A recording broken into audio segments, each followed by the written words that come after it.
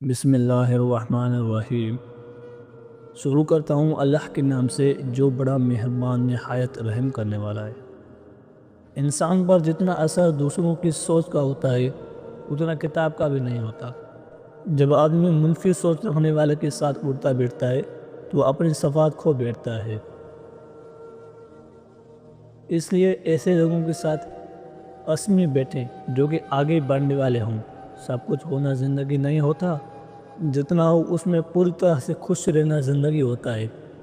اتنی تکلیف بری حالات کی نہیں ہوتی جتنی اس شخص کی موت سے تسلی کے الفاظ سن کر ہوتی ہے جس کی بدنیتی آپ کا آگاہ ہو چکی ہو۔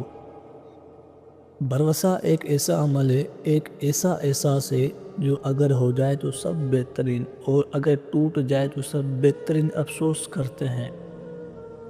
ہم اس شخص جس کو ہم گنبد سمجھتے ہیں، ہم اپنی خوشیوں کے غم کے کو اپنے پاس نہیں بلاتے، لیکن وہ میت میں سب سے پہلے پہنچ جاتا ہے۔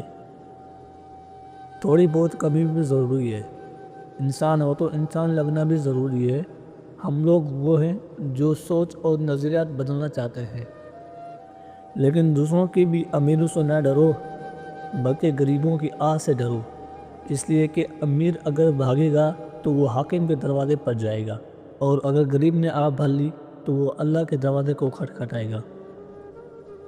قابل فخر تو نبھانے والے ہوتے ہیں، چاہنے والوں کی قطاریں لگی ہوتی ہیں جو اندر بھروسہ تم لوگوں پر کرتے ہیں۔ وہ کبھی اللہ پر بھروسہ کر کے دیکھیں، یقین کرو وہ بھروسہ توڑے گا نہیں اور نہ ہی تمہیں ٹوٹنے دے گا۔ زندگی کا راز یہی ہے کہ جہاں رہو، جس حال میں رہو، خوش رہو، مطمئن رہو۔ انسان کو ہمیشہ یہ یاد رکھنا چاہیے کہ نیک عمل کبھی ضائع نہیں ہوتا۔ ہر شخص کو طبیعت آسمان سے ملتی اور زبان زمین میں سے ایک سوچنے والے زندہ انسان کے خیال میں تبدیلی لاتی ہے۔ نہیں بدلتا تو پھر نہیں بدلتا۔ تم کسی کو کہہ کر اپنے لیے مخلص نہیں کر سکتے۔ اخلاق تو ایک دلی احساس ہے، یہ خود پیدا ہو جائے تو ٹھیک ہے، ورنہ ساری باتیں رائے گا۔ خاموشی میٹھی ہے، لوگ تو کہتے ہیں، اداسی اچھی نہیں، ذرا ہنسی تو توجہ پوچھتے ہیں۔ وہ الفاظ دوسروں سے کبھی نہ کہیں جو آپ دوسروں کی موسی اپنے لیے نہیں سننا چاہتے۔ کبھی کبھی ایسا لگتا ہے جیسے ہماری دعائیں قبول نہیں ہو رہی، جیسے وہ جواب نہیں دے رہا، لیکن ایسا نہیں ہوتا۔ وہ ہماری سب دعائیں سنتا ہے، بہت غور سے، بہت پیار سے ہماری ہر پکار پہ ہماری طرف دوڑتا چلا آتا ہے اور ہماری ہر دعا کو اپنے پاس سنبھال کر رکھتا ہے، کیونکہ وہ بہتری جانتا ہے کیسے اور کب اور کیسے دینا ہے۔ اس لیے نا امید مت بنو۔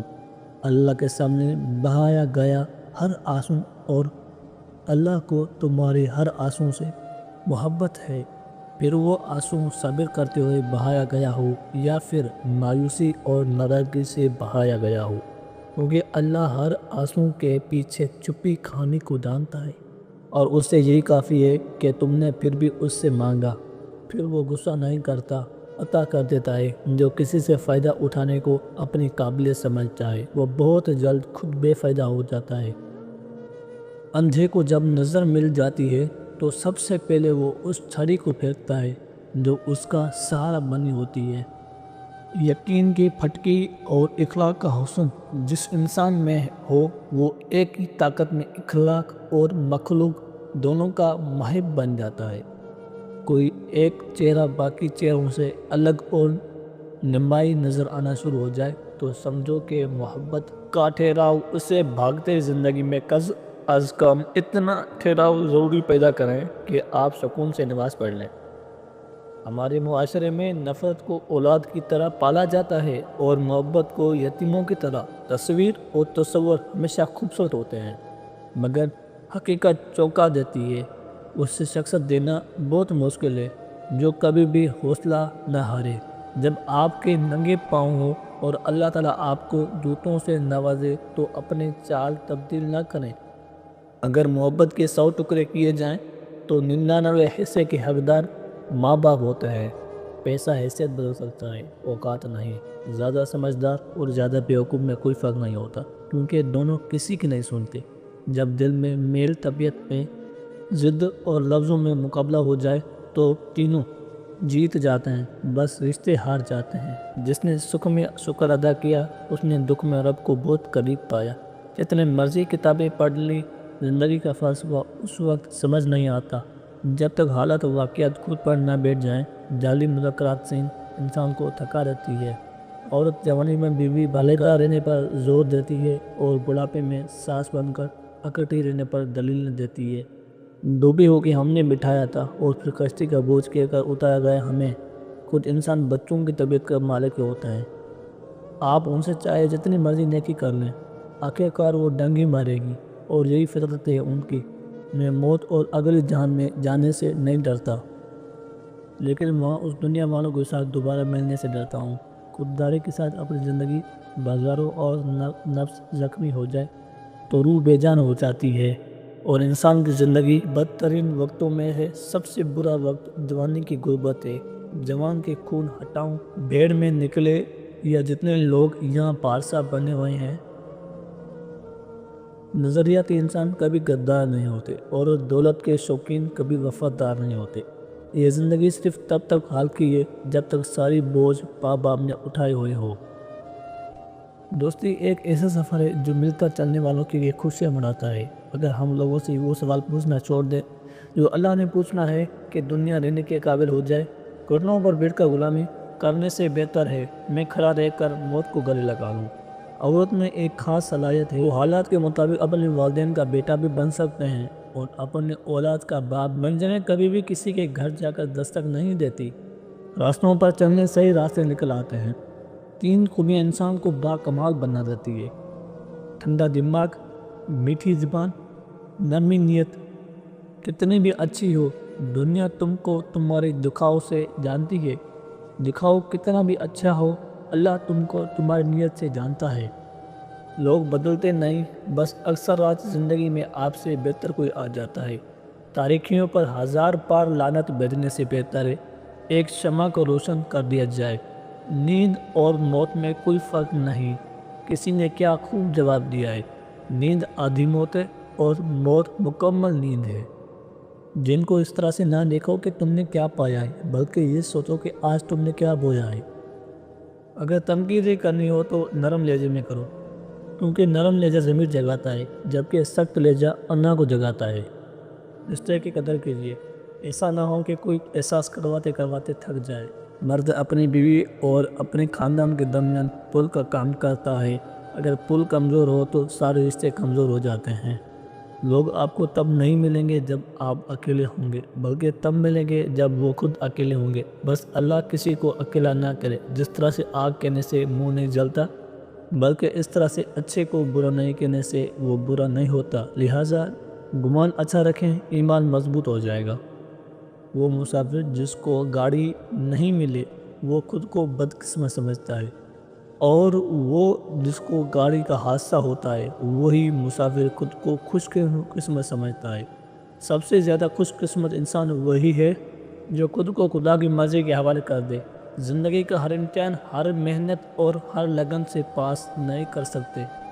بعض اوقات کے لیے قسمت کے علاوہ اور کوئی چیز درکار نہیں ہوتی۔ سچائی سے کمائی ہوئی دولت ہر طرح سے سکھ لاتی ہے زندگی میں، اور دھوکے سے کمائی ہوئی دولت دکھ ہی دیتی ہے۔ جب نئے کام کرنے کی حمد نہ ہو تو سمجھ جاؤ کہ فضول ہو گئے ہو۔